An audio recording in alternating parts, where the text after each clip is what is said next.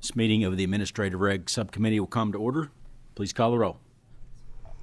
Senator Rocky Adams, Senator Thayer, Senator Yates, Representative Bridges, Representative Gordon, Yes. Representative Grossberg, Present. Senator West, Here. Representative Lewis. Here. We have a quorum. With a quorum being present, the subcommittee is duly constituted to do business. First item on the agenda is approval of the minutes. Do we have a motion? We have a second. Without objection, it is so ordered. Minutes are approved. Before we call the first regulation, I apologize for the delay. We had some housekeeping up here to take care of. We are going to make a judgment call here based on how things will go in the committee, we feel. So we're going to move some regs around. So the Board of Social Work reg will be last. That is 201 KAR 23170. We're going to put that at the very end. We expect some lengthy testimony on both sides of that one. And then next to last, we were going to move the Board of Nursing 201 KAR 20700. That will be next to last. Other than that, everything should be in the order as handed out. Please call the first regulation. Finance and Administration Cabinet, Kentucky Public Pensions Authority. 105, 1 KAR 148, Emergency and Ordinary, both with staff suggested amendments, and 105 KAR 1270, also with the staff suggested amendment. 105 KR 148E and O establish procedures and requirements for the process of assigning actuarially accrued liability contributions for a Kentucky Employees Retirement System employer that on or after March 23, 2021 merges with another employer or entity, forms a new and separate entity, or splits or separates operations into multiple employers or entities. 105 KR 1270 amends to update definitions, make changes for clarity, incorporate a new form and update forms. The staff amendments for 105 KR 148 E and O and 1270 amend various sections for clarity and to comply with KRS Chapter 13A. Would you please identify yourself for the record? Carrie Bass, Staff Attorney Supervisor, KPPA. Jessica Bobian. I work for KPPA also, and I'm Policy Specialist. Thank you so much. There are staff amendments. Is there a motion for approval of the staff amendments? There's a motion and a second. Without objection, it is so ordered. So what we have before us are the Public Pension Authority regs as amended by staff amendments. Any questions from members? Seeing none, please call next set of regulations. Thank you. Boards and Commissions, Board of Pharmacy, 201 KAR 165. This does not have additional amendments. 201 KR 165 amends the procedures to transfer a prescription between pharmacies to clarify requirements for transferring controlled substance prescriptions commensurate with new federal provisions. Would you please identify yourself for the record? Yes, Eden Davis, General Counsel for the Board of Pharmacy. Thank you so much. There are no amendments, staff or otherwise. Any questions from members on the pharmacy regs? Representative. Hi, thank you for this. I just wanted to ask, so as far as being able to transfer, is that just within, like, for example, if it's a Walgreens, being able to send it to another Walgreens, or would it actually be able to be sent to a total different pharmacy if they were out of stock or urgent need or that type of thing? Correct. The change in federal law was to allow for transfers outside of a system. So it could go from, for instance, from a Walgreens to a CVS. Yes. This is good and much needed. I appreciate it. Thanks. Any other questions? Seeing none, please call the next set of regulations. Thank you. Board of Social Work, 201 KAR 23160 with an agency amendment. This regulation establishes the distinction between clinical and non-clinical work under a temporary permit and allows for a certified social who is permitted to provide clinical social work to be able to move from the temporary permit to full licensure. Staff amendments were approved at the December 11th meeting. The agency amendment amends various sections to make clarifications and update addition dates of incorporated material. Please identify yourself for the record. Mark Kelly, Executive Director of the Kentucky Board of Social Work. Hank Cecil, Chair, Kentucky Board of Social Work. Could you make sure that microphone is on, sir? And Green light. you have a green light. There we go. There you That's go. better. Thank you. Sorry. It was a green light. Hank Cecil, Chair, Kentucky Board of Social Work. Thank you. There is an agency amendment. Are there any questions from members on the agency amendment? Seeing none, is there a motion for approval of the agency amendment? We have a motion. Do we have a second? Second. We have a motion and a second without objection. So ordered. So just to be specific for members, the Board of Social Work has two sets of regs today here, two different regulations. We're doing one now, one at the end. This is KR 23160. Is there any discussion or question from members on this regulation? Seeing none, please call the next regulation. Thank you. Thank you. Don't go anywhere. Board of Licensed Professional Counselors, 201 KAR 36005, 30, 40, 45, 50, 65, and 70. 72, 75, and 90, all with staff suggested amendment. 36005 is being amended to make terms gender neutral, clarify terminology, and add, delete, and clarify definitions. 36030 is being amended to make the requirements for mandatory training on domestic violence, suicide, and Kentucky law now require that the training be board approved, eliminate exemptions with an exception for teachers of the board approved training, revise methods of acquiring continuing education hours, simplify academic credit calculations, require that training for supervisors be presented by the board or an instructor licensed by the board, eliminate use of course credits for continuing education, eliminate certain exemptions and options for clarity, establish specific information needed for CE review for approval, and make technical changes. 36040 is being amended to include a reporting requirement for licensees who are convicted of crimes, have a domestic violence order entered against them, or have substantiated allegations of child abuse and neglect or elder abuse, and recognizes the ACA Code of Ethics. 36045 is being amended to bring the regulation up to date with telehealth requirements. 36050 is being amended to recognize the reply time given in the regulations and to clarify that the complaint must be filed on the prescribed form.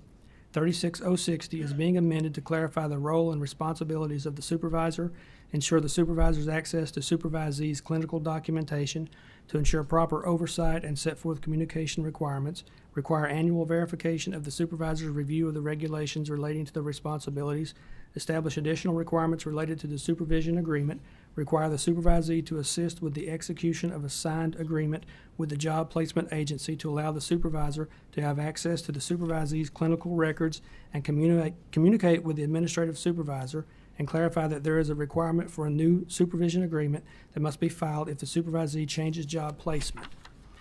065 is being amended to delete language that allow grandfathering of pre-existing supervision agreements with other professional credential holders, clarify the requirements to qualify as a supervisor and delete redundant language, clarify that the supervisor applicant has no unresolved complaints versus citation, and add a 2-year restriction to supervision following any discipline, provide clarification on the requirements for out-of-state supervisory applicants, reduce the maximum number of supervisees, and add new provisions regarding supervisors under discipline.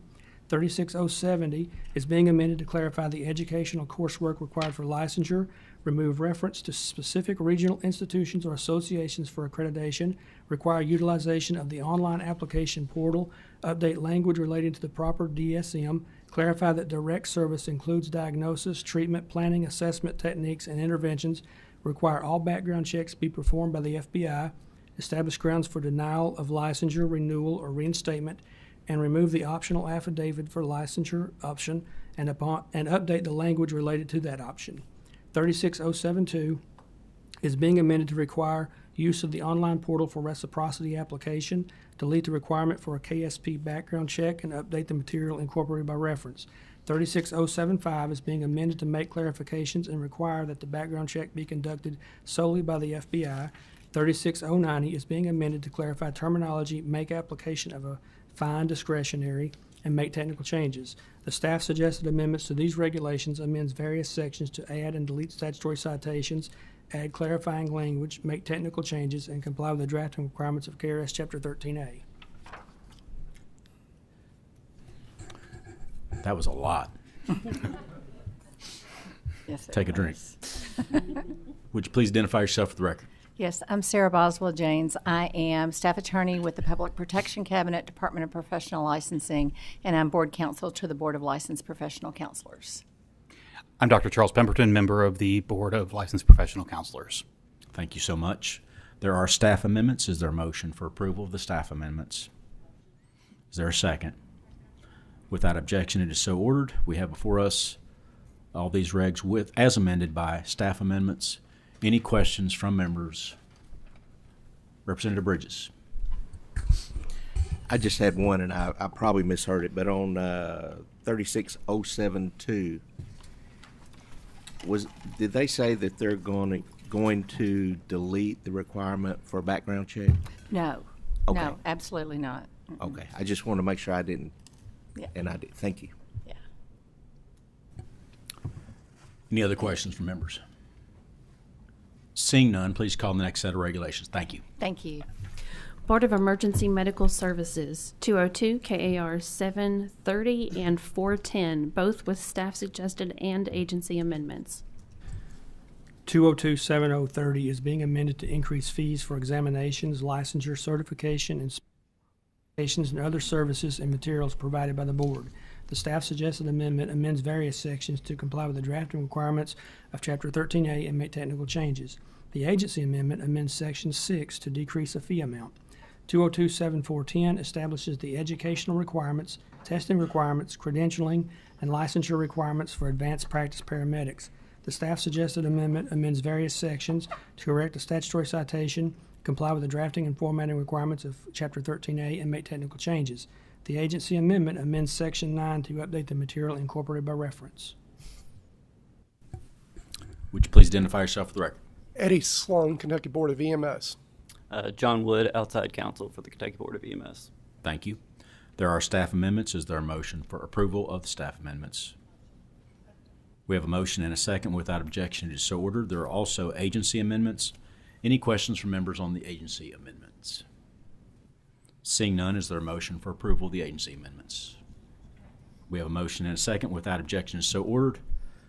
So we have in front of us the Board of Emergency Regs as amended with staff amendments and agency amendments. Any questions from members on this set of regs? Seeing none, please call the next set of regulations. Thank you. Thank you all. Tourism, Arts, and Heritage Cabinet, Department of Fish and Wildlife Resources, 301 KAR 2030. This does not have additional amendments. This regulation amends the requirements for commercial guide licensing to clarify one definition, update the application form, require license holders to report guide activity with revocation provisions for failure to report, and makes technical corrections.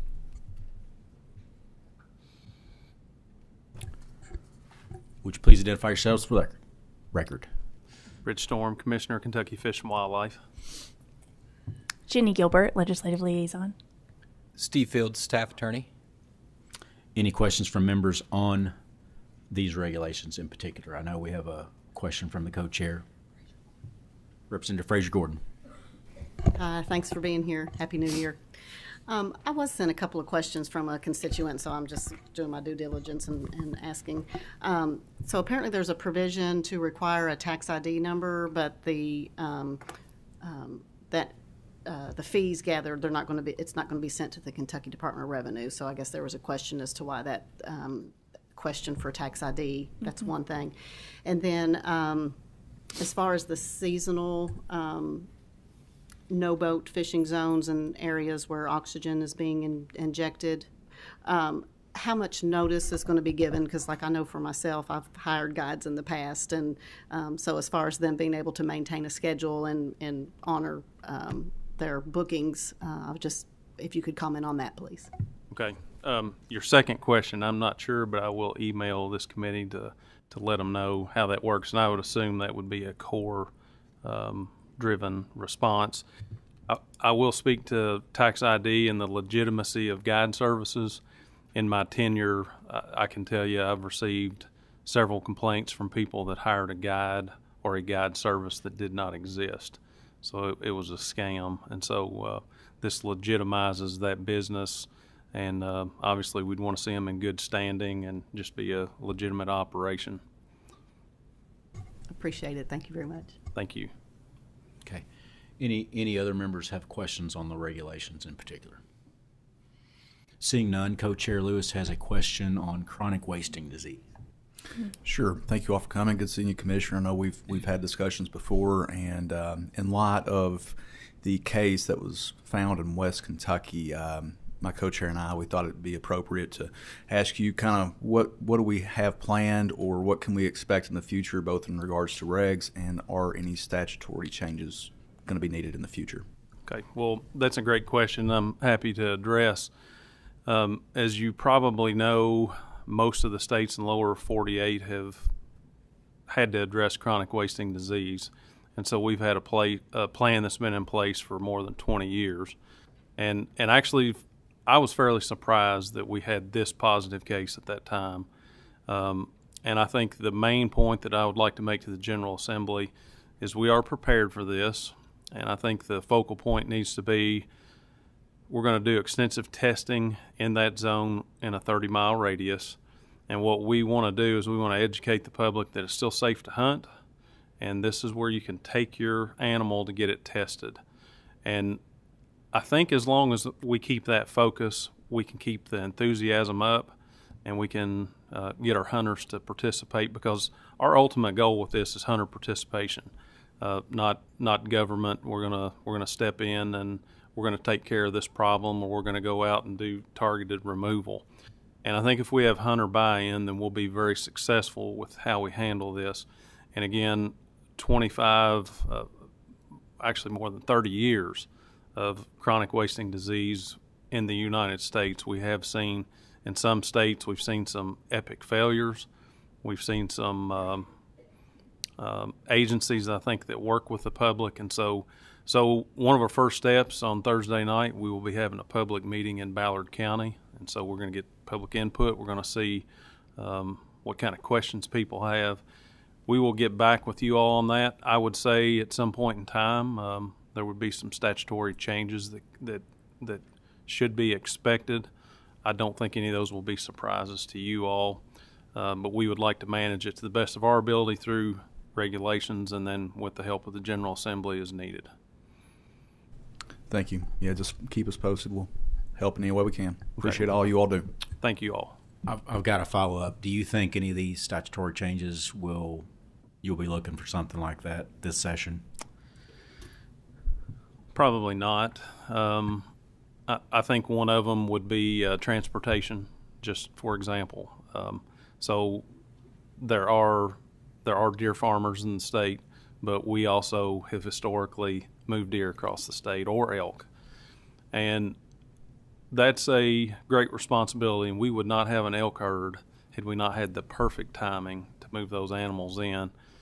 And so I think for us, we need to be very responsible. And believe this or not, just in the past 25 years, we were still moving deer and elk around the Commonwealth. And so I think that we also need to accept that responsibility, that we don't need to do anything from an area or a suspect area to move to a place that we don't suspect that we would have CWD. So I think there's some common sense things that we need to work on, but transportation probably being of the utmost priority. Thank you so much. Any other questions for members? Seeing none, please call the next set of regulations. Thank you. Transportation Cabinet, Department of Highways, 603 KAR 5-155 with staff suggested amendment. This regulation is being amended to change the mitigation recipient to the Kentucky Transportation Cabinet and change how the mitigation is calculated. The staff suggested amendment amends various sections to make technical changes. Would you identify yourselves for the record? John Johnson, Assistant General Counsel, Transportation Cabinet. Ricky Sizemore, Kentucky Transportation Cabinet. I think your mic's, is it on? Pull it a little closer if you don't mind. Ricky Sizemore, Kentucky Transportation Cabinet. Okay. Maybe it's my hearing. That may be a problem. Sometimes the light tends to look like it's on when it's There you go. Yeah. There you go. Yep. All right. There is a staff amendment. Is there a motion for approval of the staff amendment? We have a motion and a second. Without objection, it is so ordered. Any questions from members on this regulation dealing with vegetation management? Seeing none, please call the next regulation. Board of Education, Office of District Support Services, 702 KAR 3330 and 705 KAR 4231, both with staff. 702 KAR 3330 establishes that school districts are required to provide certified employees with primary liability insurance and sets forth the requirements of the Educators Employment Liability Insurance Program. The staff suggested amendment amends various sections to add statutory citations, comply with the drafting requirements of Chapter 13A, and make technical changes. 705-4231 amends provisions for second and technical education programs commensurate with federal changes to reorganize the program structure at education and training program areas, remove pathway to careers, which has been integrated into other program areas, and revise performance indicators. The staff suggested amendment amends various sections to comply with KRS Chapter 13A and amends Section 14 to remove Chief State School Officer approval for program facilities. Would you please identify yourself for the record? Good afternoon. Todd Allen, General Counsel for the State Board and Department of Education. Thank you. There are staff amendments. Is there a motion to approve the staff amendments? There is a motion and a second. Without objection, is so ordered. I've got one question before we start. On KR 3330, school districts are required to provide employees with primary liability insurance.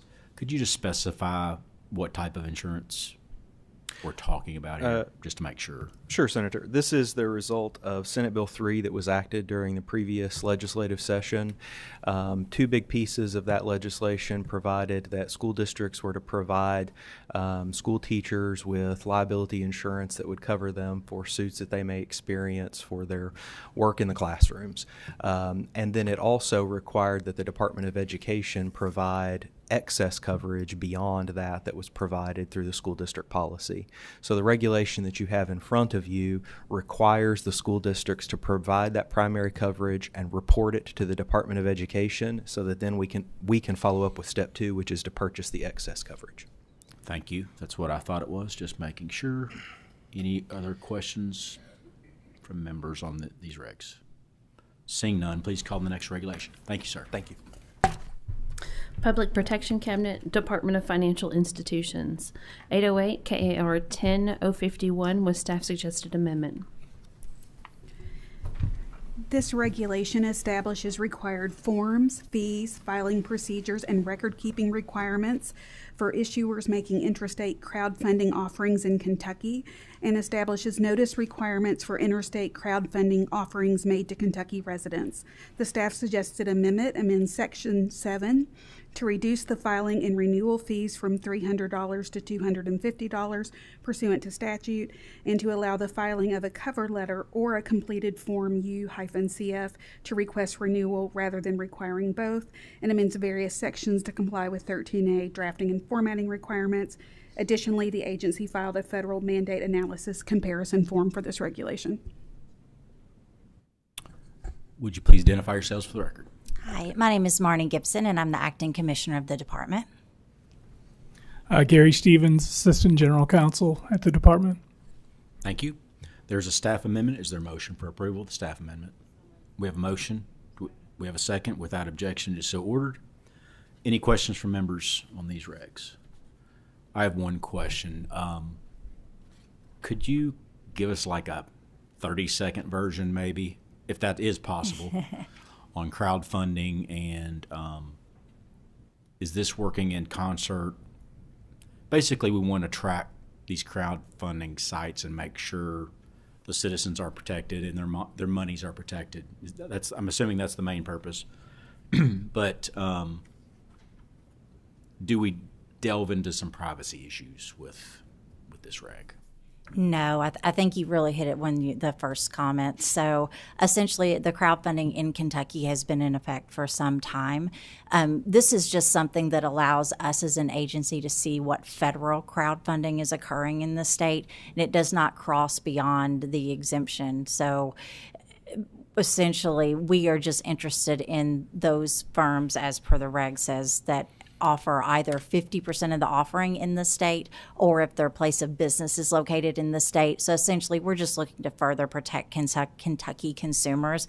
I don't think it reaches into a privacy aspect at all, because this is all clearly regulated or exempted on the federal side. The only exemption is what's really happening in the state. And we do know for a fact that there are a few that do operate in Kentucky, and this just allows us to go a little bit farther and make sure our citizens are protected. Gotcha. Any questions from members? Seeing none, please call the next regulation. Thank you. Cabinet for Health and Family Services, Office of the Inspector General, 906 KAR 1190 with staff suggested amendment. This regulation amends to increase the maximum cost of the state and FBI fingerprint check fee by up to $5 per check to offset recent and future rate increases by IDEMIA, Identity and Security USA, which serves as the central hub for fingerprint-supported background checks. The staff suggested amendment amends various sections to comply with 13A drafting requirements. Would you please identify yourself for the record?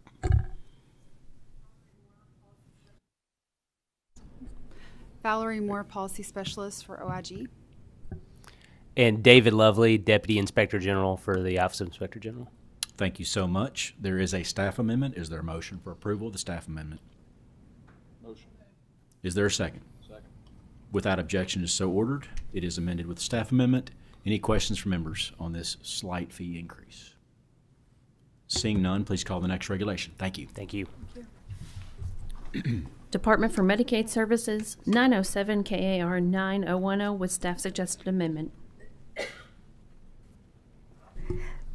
This regulation updates reimbursement procedures for non-outpatient level 1 and 2 psychiatric residential treatment facility services. The staff suggested amendment amends various sections to comply with 13A drafting requirements. Would you please identify yourself for the record? Good afternoon, Jonathan Scott, DMS Reg Coordinator. Thank you. There is a staff amendment. Is there a motion for approval of the staff amendment? We have a motion.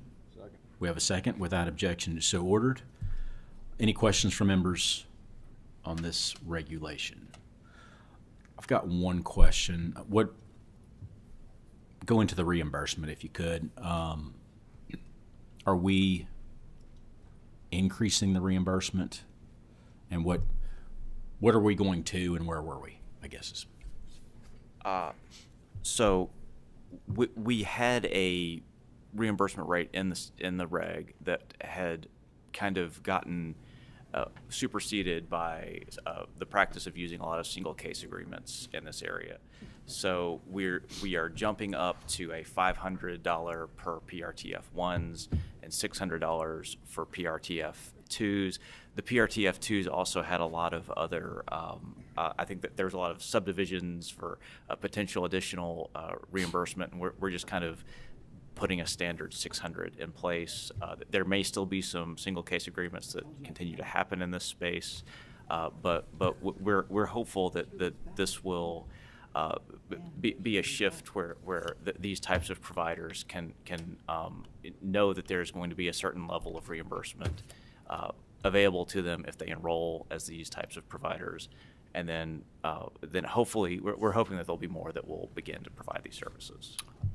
Well, the level of reimbursement must be okay because there's nobody signed up to speak against. So I think it tells me we're probably in pretty good shape. So, any other questions from members on this regulation? Seeing none, please call the next regulation. Thank you. Department for Income Support, Division of Child Support, 921 KAR 1410. This does not have additional amendments. 921-1410 amends procedures to collect and enforce child support, to update incorporated material, and make technical corrections. Would you please identify yourself for the record? Kelly Blair, Department for Income Support. There are no amendments to this regulation. Does any member have any questions? Seeing none, please call the next regulation. Thank you so much. Thank you. Department for Community-Based Services, Division of Family Support, as well as Division of Child Care. 921 KAR 3027 was staff suggested amendment, and 921 KAR 3100 and 922 KAR 2280. The last two do not have additional amendments. 921-3027 amends technical eligibility requirements for SNAP to adjust, based on the Fiscal Responsibility Act of 2023, the ages for individuals exempted from time limits without work requirements, and increase accessibility of the program to the unhomed, veterans, and former foster care youth through age 24. The staff suggested amendment amends various sections to comply with KRS Chapter 13A. 921-3100 establishes the SNAP Transitional Benefits Alternative. 922-280 amends to address non-compliances that were identified during the federal monitoring visit in 2022, including requiring child care staff members who are minors to complete the background check components, requiring the fingerprint-based background checks to be repeated every 5 years, requiring the cabinet to obtain the information needed for out-of-state background checks if the other state does not participate in the FBI program, requiring the background check notices to be sent to the staff member and provider, and increasing the fee for fingerprint-based background checks by $5 per check in conformity with 906 KAR 1190 amendments. Would you please identify yourselves for the record? Good afternoon. My name is Laura Began, and I'm the Regulation Coordinator for the Department for Community-Based Services. Good afternoon. I'm Todd Trapp, the Director of the Division of Family Support. Good afternoon. My name is Andrea Day, and I'm the Director for the Division of Child Care. Thank you so much. There is a staff amendment. Is there a motion for approval of the staff amendment? We have a motion. Do we have a second? Sure, second. Without objection, it is so ordered. So we have before us the SNAP regulations as amended by staff amendment. Any questions from members on these regulations? Seeing none, please call the next regulation. Thank you so much. Thank you. So at this time, we will be circling back to the Board of Nursing, 201 KAR 20700. And this has a staff suggested amendment. 201 KR 2700 establishes, pursuant to Senate Bill 110 from the 2023 regular session, requirements for credentialing of medication aids, including educational requirements, standards for training programs, including delegation of the administration of oral or topical medications and preloaded insulin injections, an initial approval fee of $200 for a CMA 1 training program, and a $300 fee for a CMA 1 and 2 training program, with an identical fee if the entity substantially changes its CMA training programs at a later time, a recertification fee of $25 for a CMA 1 or 2, and incorporates by reference application forms for CMA training programs. The amended after comments version expands the training program definition to include management companies by adding a third-party vendor. The staff suggested amendment amends various sections for clarity and to comply with KRS Chapter 13A, and updates material incorporated by reference to reference the program fees and to comply with KRS Chapter 13A. Would you please identify yourselves for the record? Kelly Jenkins, Executive Director at the Board of Nursing. Jeff Prather, General Counsel, Board of Nursing. Thank you so much. There's a staff amendment. Is there a motion for approval of the staff amendment? So moved. Do we have a second? We have a motion and a second. Without objection is so ordered. So we have before us the Board of Nursing Reg 20700 as amended with staff amendment. We have some people signed up to speak against, I believe. But before we get into that, we are going to spend a little time here. So if you could just give us a brief overview of what's happening, maybe a couple minutes on what's the nuts and bolts. Okay, so when we started promulgating this regulation, we were in communication with CHFS because their regulations were changing to change the definitions and nature of the facilities and the regulations that govern those facilities. And during those discussions, there were conversations about having certified medication aides that would come in to administer medications primarily for preloaded injectable insulin. And one of the things that we were concerned about at the Board of Nursing was to make sure that all the training was similar across the board for these medication aides, so that we didn't have to be so there were no concerns that just anybody off the street was coming in and taking care of our most vulnerable. If you could stop there just a second. Sure. And you may have already said this, and I may have missed it. And but for the committee, Mm-hmm. these changes were based upon legislation Yes. that we passed last year. I believe so. Yes. Yes. Last year, right? Yes. So it's not you're not just doing this on your own. This is No. and And after we passed legislation, trying to make sure that someone off the street was properly trained to administer meds. yes, and one of the concerns was, we didn't have authority to do that, to certify those folks, and so that went in. 314 was amended to add the ability for the board not to certify or regulate these individuals, but to at least review the training programs on behalf of the facilities, or and what we've added by agency or by amendment after the statement of comments, adding vendors that could come in and just do this training. And so when we filed the regulation originally, comments were submitted. However, the vast majority of the comments, I think, were concerned about the financing for some of the facilities under the regulation and this requirement. Our regulation is just for the training program itself. We didn't implement the requirement, and our training is an option for people to come in, or for the facilities and these entities to come in, so that they can actually train folks, and we would just offer the training that would satisfy the regulations on our sister state agency side at CHFS. And so our regulation we brought, and it was, I think the last time when we filed it, it was to be heard in November. And we came, and based upon those comments, we did agree to defer because I don't think the other regulations have been filed yet. They were since filed, I think, in December, and so now they're pending in their comment period.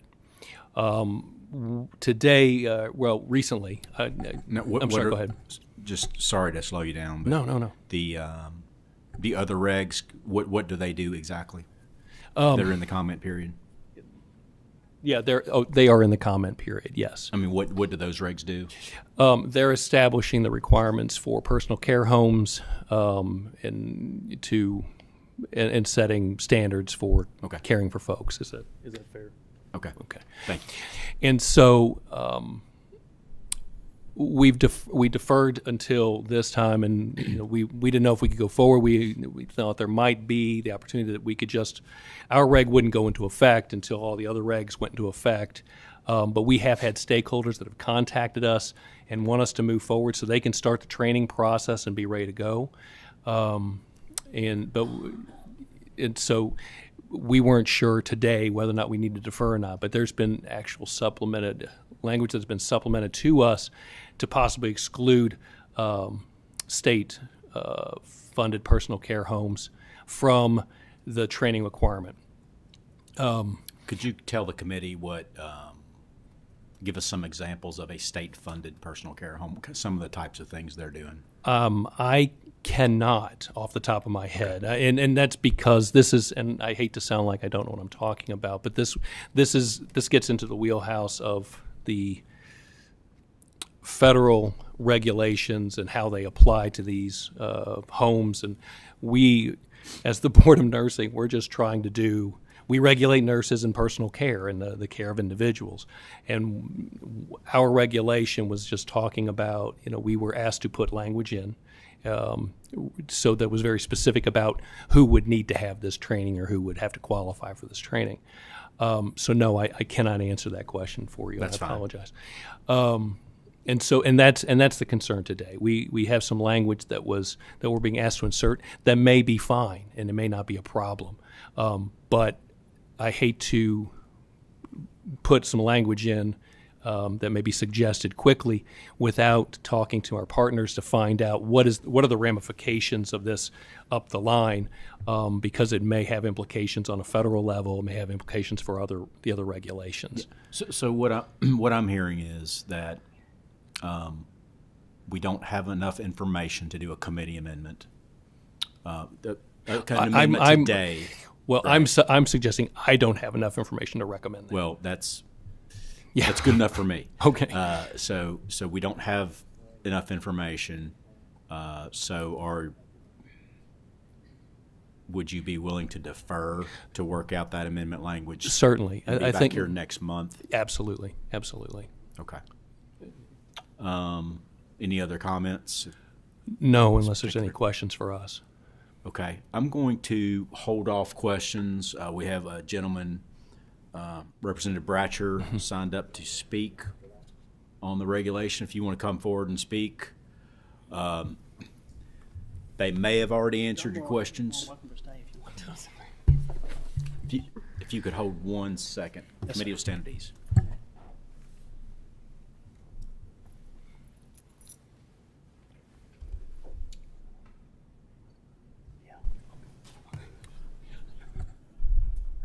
If you could state your name for the record and then proceed. Yeah, Representative Steve Bratcher, 25th District.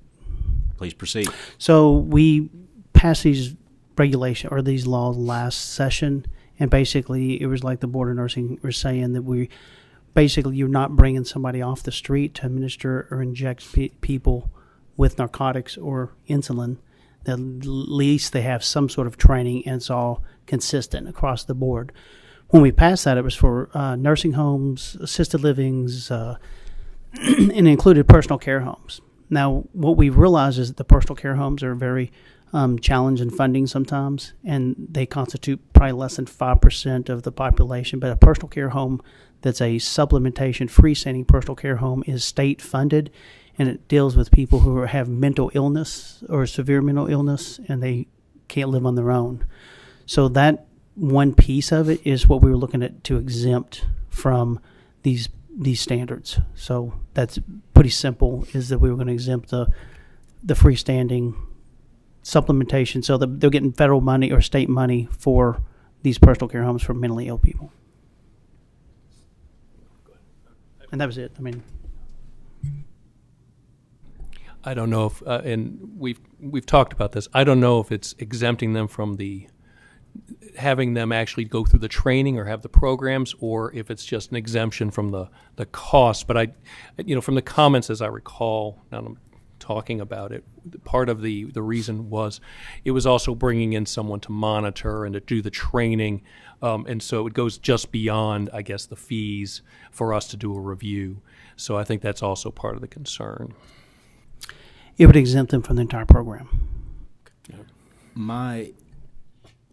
I'm going to open it up for questions here in just a second. I'll start us out with the first question. So I like what you're doing. You're going to try to work it all out, come back with an agency amendment.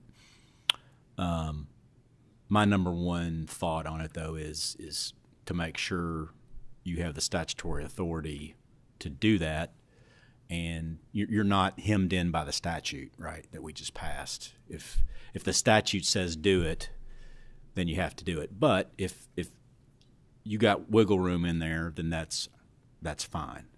But that's, if you could keep an eye on that when you're in your negotiations and things of that nature. That's my only request. Do we have any other questions from members on this set of regulations, and does everybody feel comfortable with what's going on? Okay. So I think this is in order. Are you agreeing to defer? Yes, we'll certainly defer. Okay. I prefer a short deferment, like 30 days or something. Right. Are you agreeable to a 30-day defer? Yes, and my understanding is we just go month to month anyway. So, but we will be back here next month. Right, and I'll see you there. That's right. We'll be here. Right. So there is a request for deferral by the agency. Is there a motion to approve the deferral by the agency? We have a motion. We have a second. Without objection, it is so ordered. The regulation is deferred until next month. Thank you. Thank you so much. Board of Social Work. If you could hold up 1 second, please.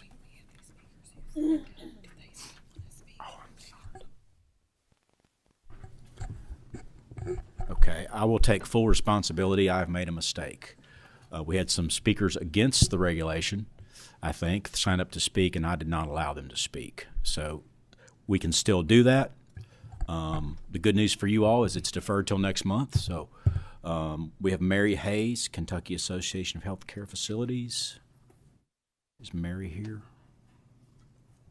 Would you like to speak, Mary? I'm sorry, Mrs. Hayes. While she's coming up, we have Joe Jurgensen, Management Systems of Kentucky, and we have Lisa Biddle Puffer. If you could turn your mic on there. Click. Thank you. Senator, we'll take 1 minute. Yes, I apologize. That was my oversight. No issue. I'm Mary Haynes, Louisville, Kentucky, president of Nazareth Homes, and I'm here because of the personal care homes in Kentucky, that committee of the KHCF I chair. So yes, we're grateful for the deferment. There's only one thing I wanted to hopefully make clear, is that the intent of Senate Bill 110 and Senate Bill 11, that definition, state supplement non-apartment style personal care facility. The intent was to exclude us from the beginning. So again, grateful to be back. We were here in October. When we were here in October, what we asked for was to pause the regulation as it related to the state supplement non-apartment style personal care facilities, not for the whole. So when the discussion was that there was a change in definition of licensure category, that related to freestanding personal care homes that are private pay and assisted living. It never included the freestanding state supplement non-apartment style personal care homes who take care of the Commonwealth's indigent, and most of them do have a lifelong mental illness. So from the beginning, the intent was to exclude us. So thank you for your time. So what you're telling me is not only does the board have the authority that was specified in the statute to set it up that way? Yes. Okay. Anybody else like to speak on the subject? Thank you. I'll just, if I could add, thank you for having us up here to provide comments. I'm sorry, could you identify yourself? I'm sorry. Joe Jurgensen, Senior Vice President of Operations for Management Systems of Kentucky, and we own and operate personal care homes and assisted livings around the Commonwealth. I just wanted to add in that the state supplement style personal care homes, they are maybe predominantly to the serious mentally ill, but not everyone in there has a mental illness. There's 3 qualifications to get state supplement in one of these facilities. You got to be aged, blind, or disabled. So not everybody is disabled, and we have residents that are just aged and they've got the income limits to qualify for state supplement. Just wanted to say that. Thank you. And our current reimbursement, we did get the COLA pass through. So for these facilities, 2024, our daily reimbursement is $49.28 a day. Gotcha. Thank you. Thank you. Any questions from members to this group? Seeing none, thank you so much. Thank you.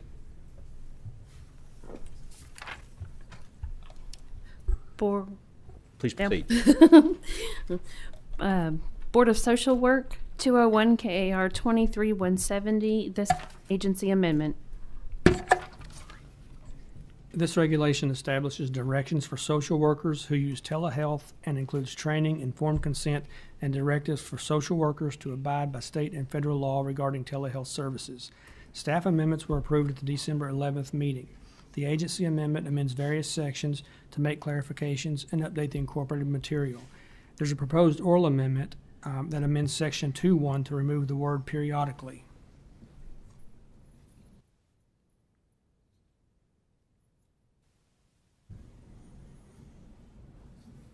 Would you please identify yourself for the record again?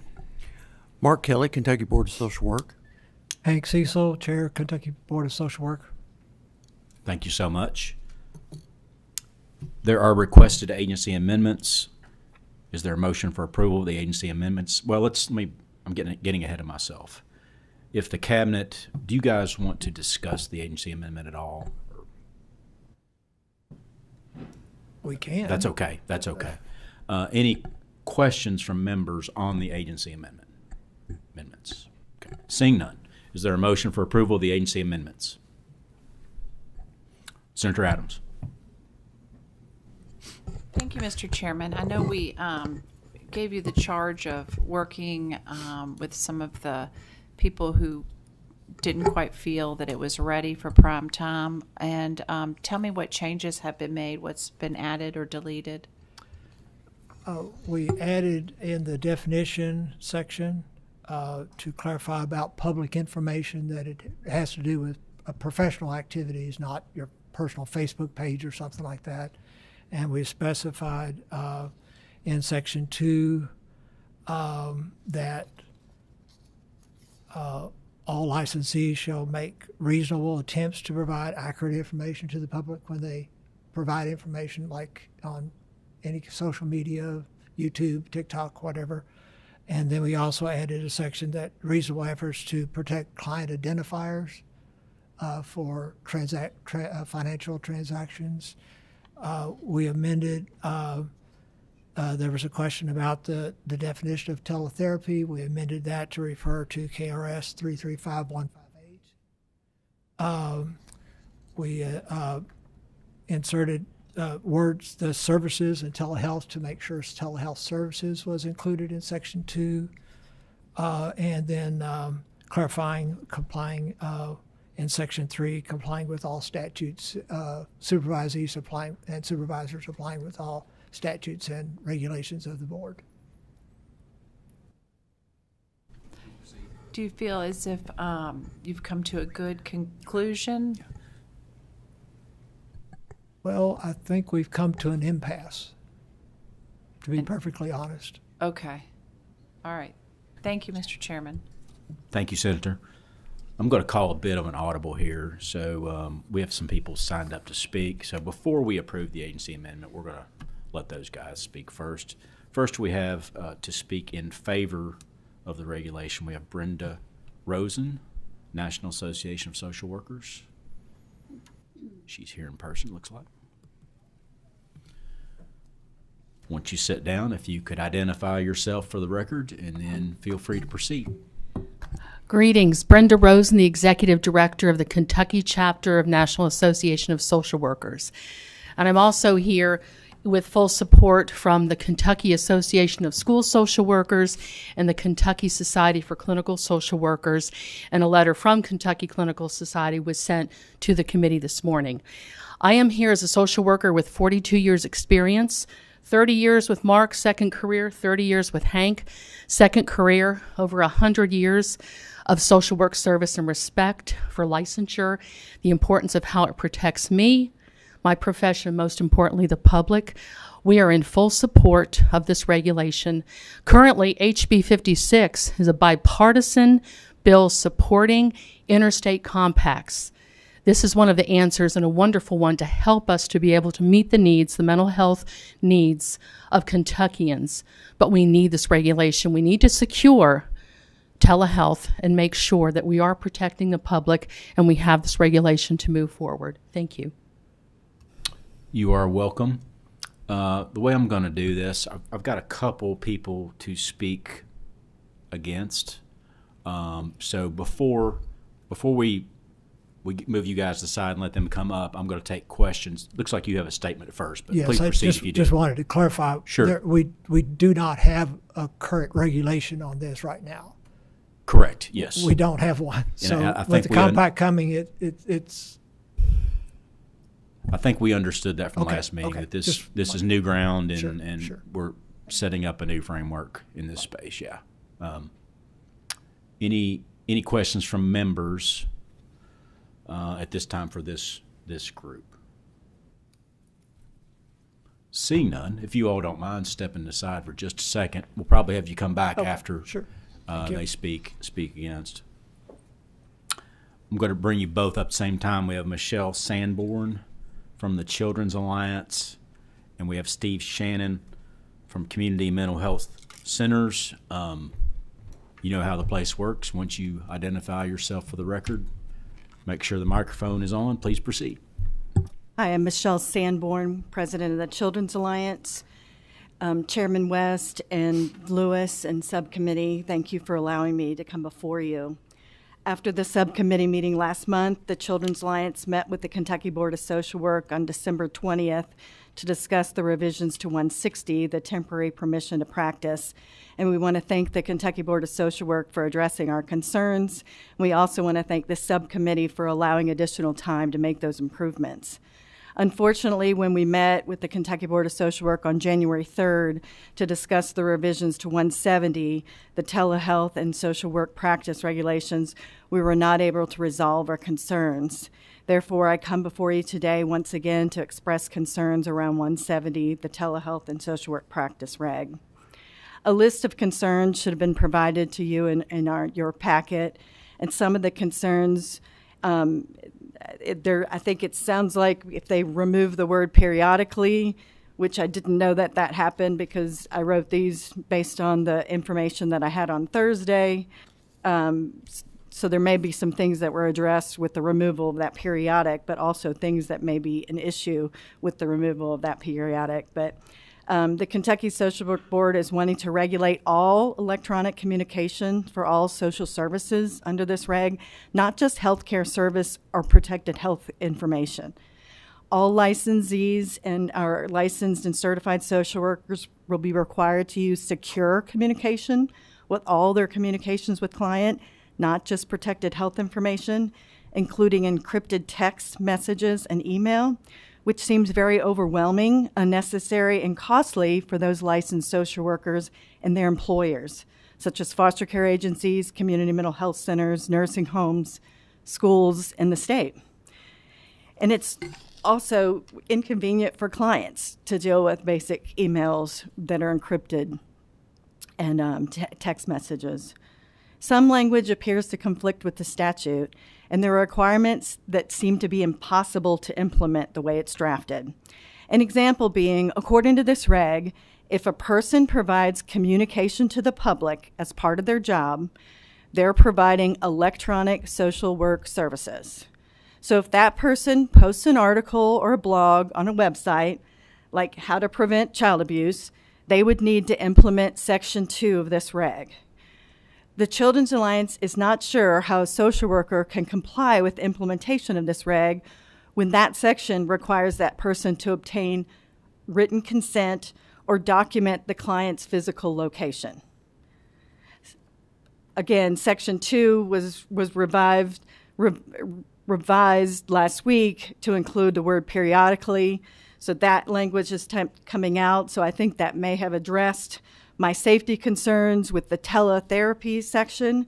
But what it does do, if you remove the word periodically, is require that whole section every time you're communicating with a client. The Children's Alliance also believes that obtaining a telephone number is common and best practice when you're providing teletherapy. If the internet fails when you're providing teletherapy, getting a telephone number is a way for the therapist to reach the client and the client to reach the therapist. However, the regulation requires an alternative means other than electronically. The telephone is an electronic form of communication based on this regulation. So that would leave getting the physical location, which is already required in 1B, or a mailing address. Obtaining a mailing address is not useful when the client and therapists need to communicate immediately. The regulation also allows for the waiving of the requirement to obtain informed consent from parents and legal guardians in an emergency, yet the statute doesn't allow for this exception. Again, I appreciate you listening to our concerns. As you can see, our concerns are valid. We do not believe it's in the best interests of the general public or those regulated by the Kentucky Board of Social Work for this regulation to proceed without further amendments or concerns. We understand that a lot of work has been gone into drafting this regulation, and we further understand the desire to move forward quickly, and we want to do that. However, based on the way this regulation is drafted, it's just impossible to implement. So we're asking for this regulation to be deferred so we can ensure appropriate language can be implemented and the safety concerns can be addressed. If the outstanding concerns cannot be made to this regulation, we ask that it be found deficient until a regulation can be presented that would allow for effective and safe implementation. Good afternoon. I'm Steve Shannon. I'm the Executive Director of CARP, which is Association of 12 of the 14 Community Mental Health Centers. And we employ a lot of social workers. And I've known these folks who testified, wrote this reg for a long time. But I'm here to express concerns about the regulation. And I want to be honest, I'm going to own this. I'm late to this game. When I first looked at it, I didn't think it was as serious, and that was my fault. I should have done a deeper dive, and that's why I'm here today. I did not submit written comments. But truthfully, after a deeper dive, we do have some concerns. Steve, could you make sure your mic's on or pull it a little closer? It's on. Okay. There you go. I concur with the comments from Ms. Sanborn. I mean, I have the same things written down. I have a little different perspective. I want to emphasize that as I read the regulation, the bachelor's level social worker is included in this regulation. It specifically talks about certified social workers and licensed clinical social workers. In our world, those are therapists, as a general word. There's therapists. Bachelor's level social workers, BSWs, maybe licensed, maybe an LSW, licensed social worker. Those folks are case managers. And I believe almost every human service organization in the Commonwealth does a case management function. CMHC's just targeted case management for adults and children, mental health, SMI, severely mentally ill, addiction. We do, and I talked to a friend of mine who oversees Association for People with Intellectual and Developmental Disabilities. All of their providers do case management or support coordination services. I believe this regulation, by the definition of practice social work, includes that. Primarily, the language in the definition is helping people obtain tangible services. That is the best definition of a case manager, support coordinator you can imagine. So all that cadre of people are included in the provisions in Section 2 as alluded to by Ms. Sandberg. How do we communicate? What takes place? How do we get permission? So I'm concerned about the ramifications, the breadth of this. Perhaps a better definition to exclude that population. They still need to be accountable. I fully support protecting the public. I'm not opposed to that. I agree with that's the role of the board. But let's make sure we can continue functioning at that level as well. Because as it reads, it's not clear. And if it's not clear, regs get reviewed every 7 years. 5, 6 years from now, someone else is at this table. Someone else is reviewing the regulation. They may interpret it that the bachelor's level person has made an error when it shouldn't be applied to them for this purpose. The other concern I have is 988 calls. Last week, the governor talked about 988. 988 is behavioral health 911. Any person can call it. I'm with the CMHCs. I'm a pro-CMHC guy. 13 of the 14 community mental health centers are the respondents for Kentucky, 13. And the one that is not Senator West, yours is in the process of becoming that. All 14 will respond. So Kentuckians, when they call, they're answered. My concern is bachelor's level person, because quite often the call answers may very well be a bachelor's level person. How do they handle communication? Are they obligated to tell someone calling in crisis, is this a secure line? Does it meet the criteria? Does it do this? I think at that point, the person calling, the individual who needs services, doesn't want to have to answer questions about the technology associated with 988. I really believe that's a concern. I think, and then when you look at it, lists an event or an encounter is applicable. That call to 988 is going to be an event or encounter. It's not a billable service. We don't bill Medicaid for 988. Wish we could, but we don't. State general fund pays for that. But that event needs to be documented and recorded. And my concern is, does that apply to this? So what is the interface between this telehealth regulation for social workers? And then you go to the next step. I call the line, and it is answered by a bachelor's level person, really competent, realizes This needs to be referred to a clinician, and it gets referred to a licensed clinical social worker. A really competent, exceptional person, issued a license by my friends at the board. How do they handle that communication? I know emergencies are excluded, but what if it's not an emergency? What if some determination made is not an emergency? I like to see a definition of emergency. My concern is that the public, while may being protected, may lose access to much-needed service at the single greatest time. And I believe sincerely calling 988 and asking for help may be the bravest thing people do.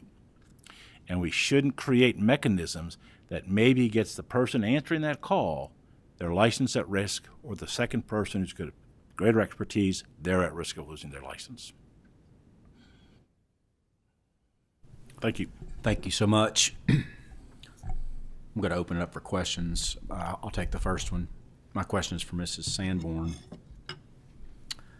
Correct me if I'm wrong in what I thought I heard you say. So in your comments, did you say if these regs move forward, is there a possibility of a HIPAA violation maybe? Were you attempting to say that or not? To me, that's an important thing. No, I think they're saying that all communication between clients would be kept as a HIPAA violation. I mean, they would all be protected health information, not just protected health information. Right. It would be all communication it's the with the opposite client. Of what I'm thinking. So it's a it's wide just a net, brighter, and everything yes, becomes yes. HIPAA. Okay. But so just an implementation example would be a case manager for a foster care agency. Based on this regulation, any communication, including phone calls and emails, they would have to document all this information, get written consent, know where the person is when they're communicating, and that's really impossible. When I'm sending an email to someone to explain where their foster child, maybe some services that I'm providing to their foster child, how would I be able to know where their physical location is? That's part of this requirement. So if I call them and tell them I've got some information about their foster child, do I ask them, where are you physically located? Can I get a phone number to call you back? Or well, actually, can I find out your mailing address, right? That on a day-to-day basis it's impossible to implement. Do we pull that out and say that that's one time? So when I start working with the foster family, I can say, look, we're going to be communicating in several different ways with you. One being email, one being text messages or phone calls, and talk about some of the parameters around those. Yes, that makes sense when we first get to that relationship. But every time I make a phone call or send an email, it's impossible for me to implement Section 2. Any other questions from members for this group? Senator Adams. I just have a comment, and my comment is that the two people who are sitting at the table right now expressing their concerns with this are two people I respect tremendously. And it gives me pause based upon their testimony that we might not be ready to adequately bless these regulations. And so I would just like to say I think that time might be our friend in this, and I think that there's still some things that we might need to work out. Thank you, Mr. Chairman. Thank you. Any other questions from members? Nothing right now. If we could, if the Board of Social Work would come back forward, give them an opportunity to respond if they see fit.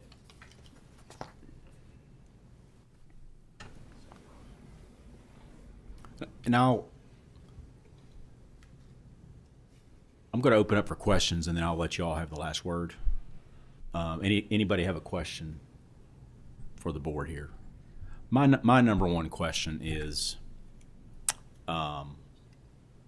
is there, as far as time goes, is there a real reason that these could not be deferred another 30 days? What's the impetus? Is there a time crunch on these regs? I'd like to address some of the other issues before we get to that one, if we could. Sure. Please proceed, and then we can circle back to that. Do you want to? No problem. I think there's kind of a little misunderstanding in reading the reg. Section 2(1)G talks about non-secure communications. During an informed consent process with a client, this is a non-emergency kind of thing, you would discuss non-secured methods of, and all you have to do in your informed consent is get permission for non-secure, like a telephone. And then there's an exception for the emergency. I'm sorry, could you make sure that microphone's on and pull it up there? That section is for non-secure communications, in agreement with the client of what they need and how you communicate. And then there's the section that says emergencies 988 would always be exempt. So that, there's that sense of emergencies that would always be there, even if you don't use 988. There would be other kinds of emergencies that would happen. Those are kinds of things that we can't completely prescribe all the time. So there's a distinction between the secure thing, which is kind of the norm, so to speak, to respect the rights of the client, and then you explain to them that, hey, there are certain times that you don't have that. Is that okay? And the client says yes, then you proceed. And if you call it an emergency, you don't have to go through lots of steps. We all know we make exceptions for that, and that's why it's in there. So that's what I want to say. On that, I don't know if you wanted to add anything. Well, all of the consents would be done upon intake. Like, no licensed social worker can interact with the client unless they're made a client first. So all of those informed consent issues would be resolved on the front end. So, I mean, like you get all the identifying data and the appropriate addresses, appropriate email, and how they want to be communicated with, where.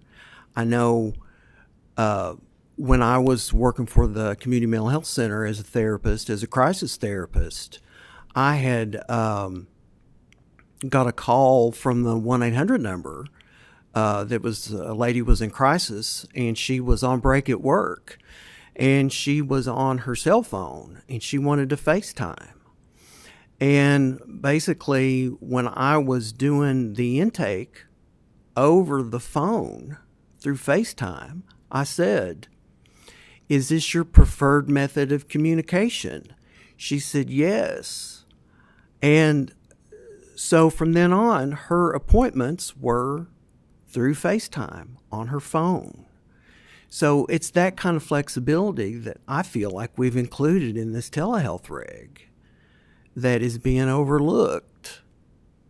It seems like people can't see it for looking. Right. It seems like as far as identity, it should be. It's like if you're doing a phone call, are you going to make sure you're talking to the real client or someone else? I think that's the responsibility of the licensee. Knowing their location, especially with telehealth and audio, all kinds of communications, because when I started to teach, I had to teach about this. One of the first things is kind of like, I would certainly, and we started telehealth at Four Rivers back in 2006, is you want to know where your patient is, because if they have a medical emergency, where are you going to send people? So it became a normal part of making sure you're who you are and where you are, because if they're in their car at Walmart parking lot, 911, you got to give them something specific. So it's trying to help both sides of this. And that's how we tried to write this. We looked at other regs. This is what, we didn't just pull this out of our hat.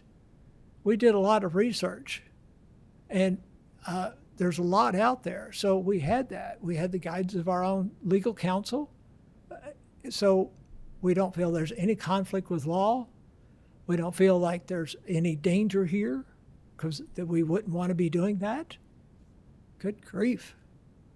And we're trying to provide a framework to start from. And it seems like there's just a bit of it's kind of, wow, kind of reading things into it that wasn't intended. It's kind of like, wow, it's a lot. And that's not what's there. There's things that helps with that, in that whole sense of dialoguing with the client, knowing that and knowing their preferences and saying, okay, yeah, good, okay. They want to do it by non-secure. We don't have to go through all the checklist. You as the provider, as the professional, you're supposed to know that. And then you help your client know what's good in their best interest and explain it as best you can. You just don't rush into doing it and thinking that they believe everything that I believe about technology, because they might not. And they might not. So we want to make sure that both sides of that is respected, and the responsibility falls back on the professional, not on the client. Going to open up for questions right now. Representative Grossberg. Thank you, Mr. Chairman. It does not take a professional poker player to know that the gentleman sitting behind disagrees with some of that. Would it be possible to bring him back up to get his counterpoint on that? I know we typically have someone object and then those in favor speak, and we don't bring back up the objectors, but it seems germane, and I would appreciate This is a very important set of regulations, and I will agree to that. Thank you, Mr. If I know this is kind of out of the ordinary. If you guys don't mind, if you would step aside once again, we're going to have. Sure. We're here at your service. Thank you. Mrs. Sanborn, Mr. Shannon, back up. As Representative Grossberg stated, you had a tell there. I mean, I could see the tell. And I would like to play poker with you. I would not like to play poker with anyone. The language says in an emergency you do not have to. My concern is there's not a definition of emergency. So does it be, and I think 988 is an emergency. Hopefully the implementation of the regulation is calls to 988. You don't need written consent. I would hope that's the case.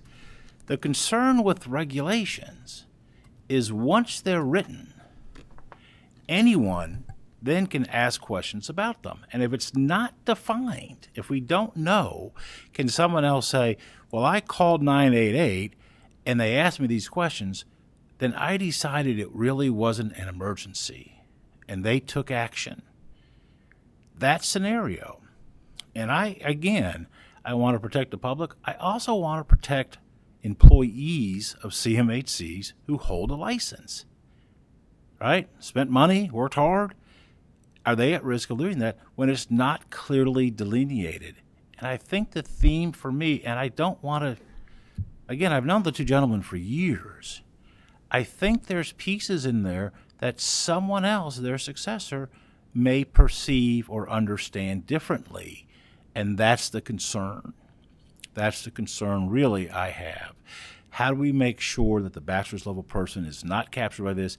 And in an emergency, if 988 crisis line calls are exempt, now, my good friend here, when he took that crisis call number, there was no regulation in effect.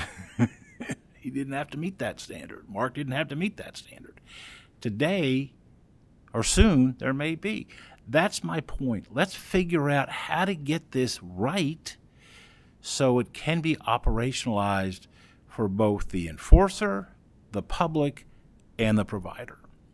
And I'm too old to trust the good faith of my friends. I'd rather have something that I can really understand, and I'm just too old. And my concern with Section 2 is not with the implementation for telehealth and for teletherapy, because many of the items in Section 2 are needed, and they're needed every time.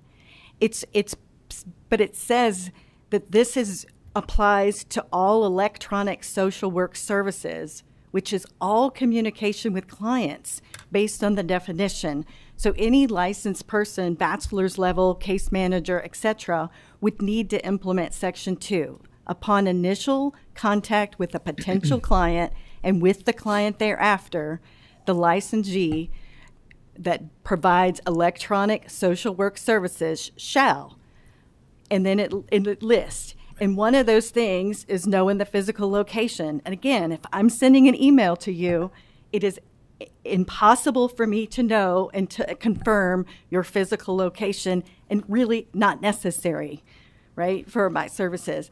I have to use secure encrypted text and emails, again, for basic social work communication with my clients. It's just not needed. Getting written consent for those emails. Again, one time, perfect, great, but not upon initial contact and thereafter. And that's what it says. And that's why I think we're not opposing this for the telehealth piece. That makes sense to me. It's when you throw in all the other communication that makes it impossible to implement. I hope that makes sense. It does. So to clarify, it sounds to me like, tell me if I'm wrong, that most, if not all, of both of your concerns could be taken care of through changes to the definitions in the reg. Is that a fair statement? If we could further define what these things mean. So yes. So the definition of electronic social work service, we believe, is very broad and needs to be removed, but they would like for it to remain in. And if we leave that in, that's fine. Then Section 2 doesn't need to apply to those folks. We need to have a different section that addresses the issues. For instance, the website, when I do the blog and send it out, okay? When we talked about that, they said that they want something on our websites that has some kind of disclaiming or whatever. Well, then we need to say that. We don't need to tell them they have to do all these other things. We need to do that for that specific task, right? So that we want to be able to implement this correctly. And again, for those that are getting teletherapy, this is a very appropriate. But for just electronic social work services, it just doesn't apply. Thank you. I'm going to have the board back up if you play musical chairs here. As they're coming forward, I'm going to have a question, but I'm going to open it back up to members. We're going to start losing members to other things, so we got to move fairly quickly now. Any questions from anyone on the committee? Okay. Yeah. Senator Thayer. I feel like I've heard enough that we can move to try to defer this reg, but obviously I defer to you, but I've got about 68 other things I need to do. So Gotcha. I'd like to be here to be a part of whatever we do, but my time is limited. We don't want to lose you. You're a very important person. So, going back to my initial question, the Commonwealth has moved forward for over 200 years without this new regulation. Is there something preventing us from taking another 30 days to maybe do some not that you have to agree with the people that spoke against, but to have some continued dialogue with those people? Is there something that would mandate that we get this done immediately? I don't know if further dialogue will get us anywhere. Yeah, I think we can't define emergencies. I mean, that's taken care of. I mean, anyway. Well, I feel like the board has made a good faith effort with our partners that we have great respect for. But I mean, we're just rehashing the same thing over and over again, it seems like. And it seems that for us, all of our licensees, if they had a problem, and they've read this, okay, because I've already gotten multiple calls about when's the training going to take place. Right. They have no issue with it. With all due respect, these folks are not licensed under our board. I think that's a significant difference when we have over 7,000 licensees, and it's been posted for multiple months. I know social workers, I've been around long enough. if the licensees really didn't like it, we would have been, the comment period would have gone out. We would have been inundated with comments. They were not a quiet group. Well, and we wouldn't have the support of Brenda Rosen, and who has been here today. The professional society right. I just think that's significant for us, and they agree that we need to go ahead and move this forward. Okay. Any questions from members? Any motions or requests to make to the board this time?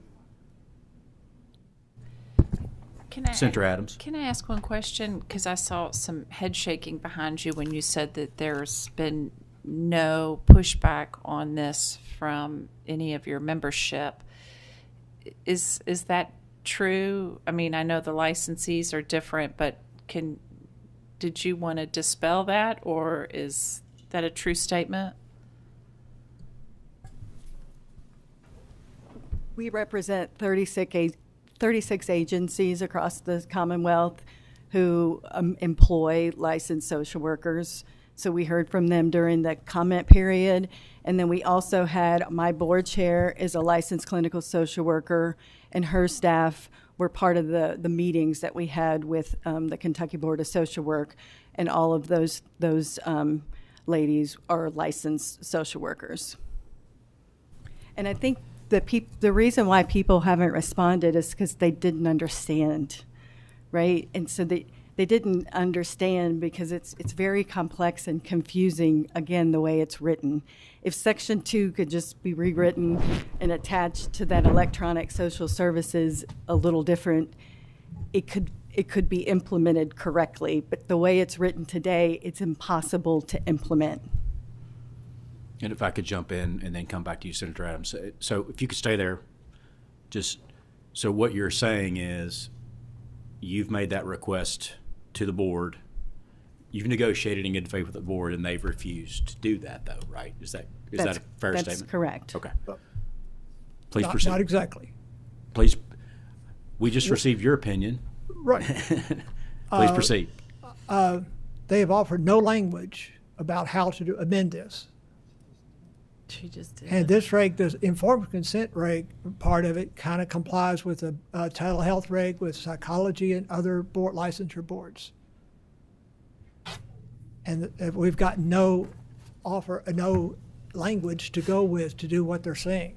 So to me, it says, and they brought it up before, if they had language, why haven't they brought it forward to us? So if they brought language, would you be able to take a fresh look? We can't think of any, and they haven't brought anything to us. We could provide language, believe me, and we have offered little language, but until the agreement to separate Section 2 for one or the other, we have been advocating that the electronic social services definition just be removed because it makes more sense, and the other boards have written their regs to look very similar to this regulation without that electronic social services. And again, they won't agree to that. But if we leave that in, then yes, I think Section 2 can be just separated so that telehealth service is one and then electronic social services is one, and we can certainly offer language to make that happen and make it implementable. Senator Adams. Yeah, I gotta reiterate again. I think that we're pretty close. I think that everybody is coming at this from an altruistic or benevolent position. I don't think that anyone's bad in this, and I think that we're really close. And it would be my hope that we could defer this for another month, and so that we could get the two sides together. Are you making an official request? I would like to make an official motion to defer this for until next month. So it's at this time, I'll go ahead and agree to that. So someone on the committee is asking the agency if they would agree to a deferral to the next, to be specific, Senator Adams, to the next meeting, yes, 30 days from now. Senator Thayer. Thank you, Mr. Chairman. I'm ready to make a motion for deficiency. So I would recommend you guys take the advice from Senator Adams, who's a much kinder, gentler person than I am, Because if you guys don't want to work with her, I'll tell you what, we'll just file a bill doing what she just asked. We'll pass it in 2 weeks with an emergency clause. We'll send it on down to the governor, and you can talk to him about whether he wants to veto it or not. Because I'm tired of dealing with this. So I'd take Senator Adams' advice and defer it, work with her, and have it figured out next month. Because I'm tired of dealing with it. Senator Thayer's given us his opinion. So the motion on the table, request on the table is for the board if they would be willing to defer this regulation.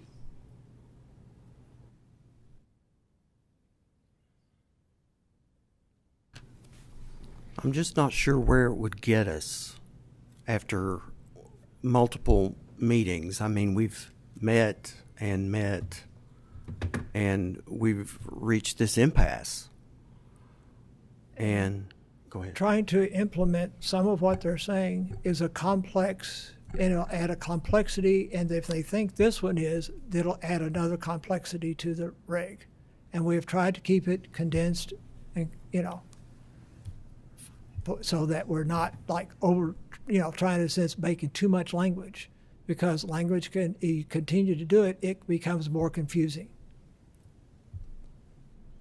So, Representative Grossberg has a question. Has she explicitly offered to provide writing to you before? No. Would you agree that's a substantive change that's worth consideration?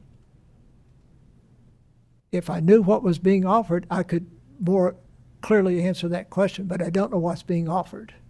It's still vague.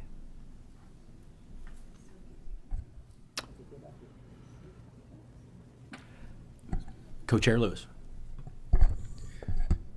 Well, we can give it a college try, so to speak. If you'd be willing to, maybe we like the language, maybe we don't. I think some of our members want to find this whole thing deficient. We start all over again. Again, I default to you all, but again, like last session, deferral might be the best option here and give us both parties more time to work things out. And if we don't? I'm going to make a move for deficiency. And if I could clarify, just so everybody's very, very clear how it works and has worked in the past couple years. So if it's found deficient, then it automatically goes onto the list of deficient regulations that we handle in Senate Bill 65. And so we're in the middle of session. Senate Bill 65 has been filed. It will continue to move through the process. As we get to the end of the session, I can't guarantee you we'll pass it, but we normally pass Senate Bill 65, which, if found deficient, would be on the list. And basically, at the end of the session, it would basically strike all of it. And that's kind of how it would flow. So just so you have the information, that's kind of how, if we did find it deficient today, that's how it would flow. So it would, Co-Chair Lewis reminded me, so it would basically, in effect, prevent you from bringing forth same or similar language in the future. So it would kind of throw a wrench into the works, theoretically. Just wanted to have that information out there. As far as I know, the gentlemen have not told us yes or no. So any other questions before we ask again? Is the answer on deferral yes or no? Yes, we will defer. Thank you so much. So we have procedure now, deferral procedure. They have agreed, the agency has agreed to defer. Is there a motion for deferral? We have a motion. Is there a second? Second. Without objection, it is so ordered. This regulation for now is deferred. Till 30 days? Correct. Okay. Correct. Thank you. Next meeting. Next meeting. Okay. 30 days. So I would advise if you guys could come together one more time and try to hammer out any differences, and we will see you guys here next month. Okay, we'll do it. Thank you. Thank you. Any other business to come before this committee? The next meeting is scheduled for February 12th at 1 p.m. Thank you. Any other business? Seeing none, this meeting's adjourned.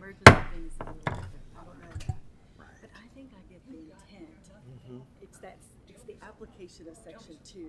It's just impossible. And so I think if you do 2 with this and do another section, I think, okay. And maybe I'm wrong, but I think like some quick language to you all. I can work on it. So let's say we'll probably try to go ahead and get a meeting on the calendar because I'm going to be out of town later this week.